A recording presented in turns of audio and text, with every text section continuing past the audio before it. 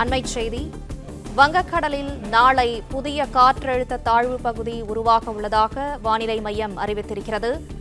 வங்கக்கடலில் நாளை புதிய காற்றழுத்த தாழ்வு பகுதி உருவாக உள்ளதாக வானிலை மையம் அறிவித்திருக்கிறது. அந்தமான் கடல் பகுதியில் நிலவும் வளிமண்டல சுழற்சி காரணமாக புதிய காற்றழுத்த தாழ்வு பகுதி உருவாகக்கூடும் என வானிலை மையம் தெரிவித்திருக்கிறது. வங்கக்கடலில் உருவாகும் இந்த காற்றழுத்த தாழ்வு பகுதி மேலும் வலுப்பெற வாய்ப்பு இருப்பதாகவும் வானிலை மையம் தெரிவித்துள்ளது. கூடுதல் விவரங்களை செய்தியாளர் மாணிக்கம் வழங்க கேட்கலாம். மாணிக்கம், வணக்கம். மேலும் விவரங்களை சொல்லுங்க.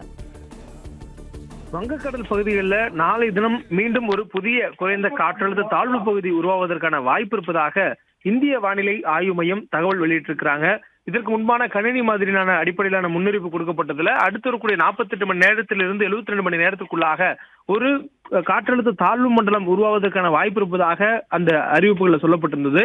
தற்பொழுது அதை உறுதிப்படுத்தும் விதமாக நாளைய தினம் அந்தமான் கடற்பகுதியும் அதை ஒட்டிருக்கக்கூடிய தென்கிழக்கு வங்கடல் பகுதிகளிலும் நிலவக்கூடிய வளிமண்டல சுழற்சியின் காரணமாக ஒரு புதிய குறைந்த காற்றழுத்த தாழ்வு பகுதி உருவாக சொல்லப்பட்டிருக்கிறது. மேலும் இது உருவாகக்கூடிய பகுதி என்பது தென்கிழக்கு வங்கக்கடல் மற்றும் அதனை ஒட்டியிருக்கக்கூடிய மத்திய கிழக்கு வங்கக்கடல் பகுதிகளில் உருவாகக்கூடும் என்று வானிலை ஆய்வு மையத்துடைய அறிவிப்புல சொல்லப்பட்டிருக்கிறது. இது மேலும் வலுப்பெறக்கூடிய வாய்ப்பு சாதகமாக இருப்பதாகவும் சொல்லப்பட்டிருக்கிறது. அதாவது வரக்கூடிய நாட்கள், அதாவது அது உருவாவதிலிருந்து அடுத்த 24 மணி நேரத்துல மேற்கு வடமேற்கு திசையில நகர்ந்து மேலும் வலுப்பெற்று ஆழ்ந்த காற்றழுத்த தாழ்வு பகுதியாக வலுவடையும் என்று வானிலை ஆய்வு சொல்லியிருக்கிறாங்க. அதனை தொடர்ந்து வரக்கூடிய 24 மணி நேரத்தில் அது மேலும் வலுவடையக்கூடிய வாய்ப்புகள் இருக்கிறதா என்பதை பின்னர் தெரிவிக்கப்படும் எனவும் சொல்லப்பட்டிருக்கிறது. தற்போதைய சூழல்ல இது குறைந்த காற்றழுத்த தாழ்வு பகுதியாக நாளை தினம் உருவாகிறது. அதனை தொடர்ந்து வரக்கூடிய நாட்கள்ல காற்றழுத்த தாழ்வு மண்டலம் என்னும் நிலையை எட்டும் அளவுக்கு அதனுடைய வலு இருக்கும் என்று கணிக்கப்பட்டிருக்கிறது. மேலும் அது செல்லக்கூடிய திசை எதுவாக இருக்கும் என்பது இதுவரை உறுதிபட தெரிவிக்கப்படவில்லை. மேலும் இது புயலாக மாறக்கூடிய வாய்ப்புகள் இருக்கிறதா என்பதையும் இதுவரை உறுதிபட தெரியவில்லை.